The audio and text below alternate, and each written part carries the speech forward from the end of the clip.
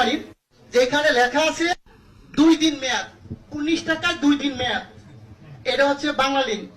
এখন আছে 19 টাকায় আপনার 24 ঘন্টা মেয়াদ রবি। আর এয়ারটেল আছে 19 টাকায় 31 দিন 3 দিন মেয়াদ, আর গ্রামীণ 2 দিন মেয়াদ। আমার প্রশ্ন হচ্ছে এই জিনিসগুলো কি স্যার পয়সা দেয়? এটির মেয়াদ থাকবে কেন?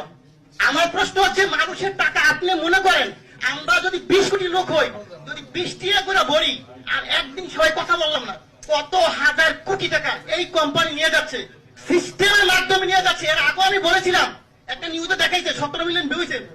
ওদিক থেকে উচিত ছিল এই সিস্টেমটাকে বাংলাদেশে বন্ধ করে দেওয়া।